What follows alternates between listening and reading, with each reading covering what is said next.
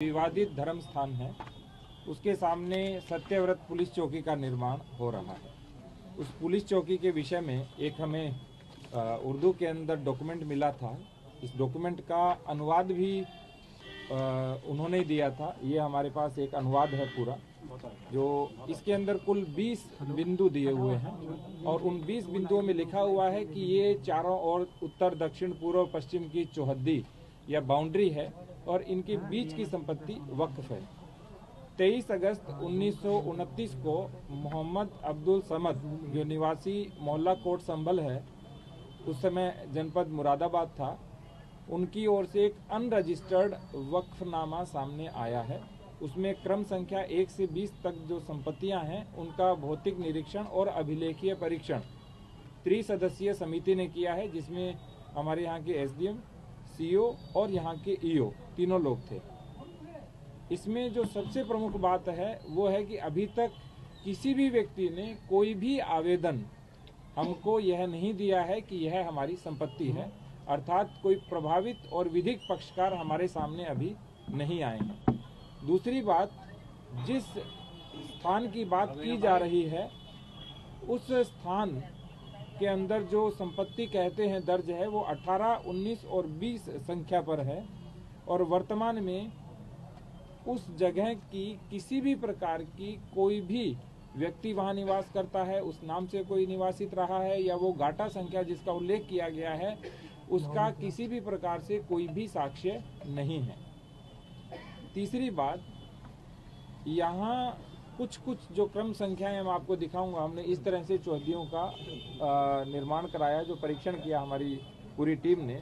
उन्होंने देखा कि जो क्रम संख्या 9 के ऊपर एक अंकित चौहद्दी है, तो ग्राम बिछोली तथा शेर खां सराय दोनों के बीच की दूरी 4 किलोमीटर है और बीच की 4 किलोमीटर की पूरी भूमि उसके अंदर वक्फ के रूप में लिखी हुई है, जो अनरजिस्टर्ड, बिना आवेदनकर्ता और बिना किसी स्वामी के है। दूसरा, कोई भी भूमि जब वक्फ की जाती है तो उसमें स्वामित्व का उल्लेख अवश्य होता है।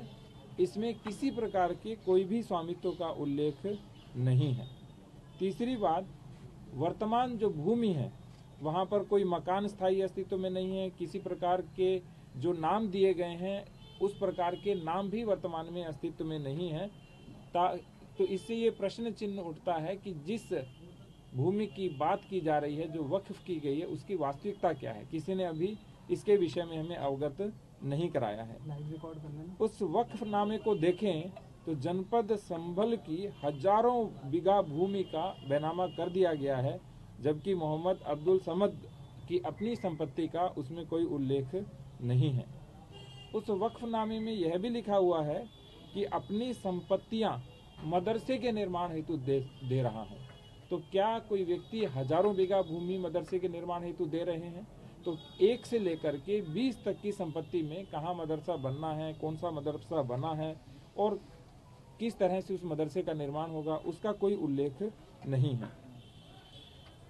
इसके बाद जो नगर पालिका के आसपास का क्षेत्र जितना भी है हमारा, जिसमें सारे सरकारी स्थान हैं, जिसमें तहसील है, पुलिस थाना है, पुलिस चौकियां हैं, डाकघर है और जो विवादित धर्म स्थल है, श्री कल्की मंदिर है, वो भी उन चौहद्दियों के बीच में ही आता है। तो जो अनरजिस्टर्ड, अनवेरीफाइड जो बैनामा है और जो 50 रुपए के स्टाम्प के ऊपर दिया गया है, तो उसके अंदर सारी संपत्तियां भी एक तरह से वक्फ के रूप में लिखी हुई हैं।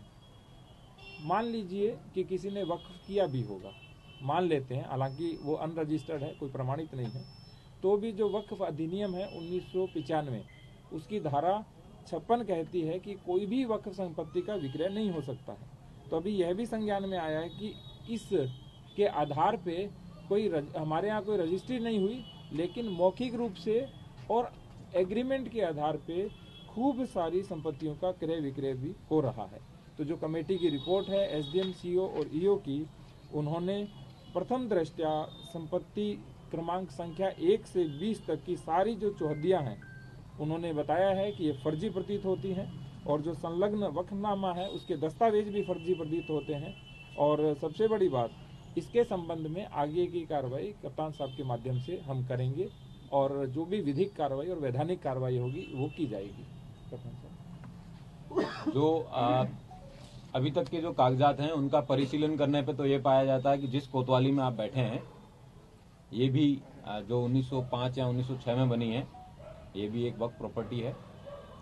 और इस तरीके के जो कागजात प्रस्तुत किए गए हैं, जितने भी वक्फ प्रॉपर्टी के कागजात हैं उन सबको वेरिफिकेशन करवाया जाएगा उनका। जिसमें सेक्शन 56 है वक्फ एक्ट 1995 का, उसका जो वायलेशन हुआ है उन सबका भी वेरिफिकेशन कराया जाएगा। और जहां जहां पे इसके वायलेशन को पाया जाएगा और फर्जीवाड़े करके डॉक्यूमेंट करके एग्रीमेंट करके जो एक्सचेकर को भी जो लॉस हो रहा है, ये बेनामे कराए जा रहे हैं, जिसका कोई लीगल सेंटिटी बेनामे के तौर पे जो सेल डीड के तौर पे होना चाहिए वो नहीं है, उन सब में भी कार्रवाई की जाएगी। और इस पर्टिकुलर केस में जो रिपोर्ट एसडीएम, सीओ और ईओ ने दी है उसके आधार पे एक अभियोग पंजीकृत किया जाएगा और आगे की विधिक कार्रवाई सुनिश्चित की जाएगी। सर, ये अभियोग किसके खिलाफ पंजीकृत करेंगे आप? ये अभियोग वर्तमान में तो अज्ञात के रूप में दर्ज किया जाएगा, लेकिन जिन जिन लोगों के द्वारा ये कागज वहां पे या फिर वक्त में या जहां भी दिए गए होंगे वो विवेचना में उसके आधार पे कार्रवाई की जाएगी। सर, जो कमेटी की रिपोर्ट बनी है उसमें क्या आया है, कितना पेरीमीटर, कितना एरिया को वक्फ की प्रॉपर्टी बताया गया है, और जो कल्की मंदिर है स्पेसिफिकली, क्या उसे भी वक्फ की श्रेणी में रखा गया है?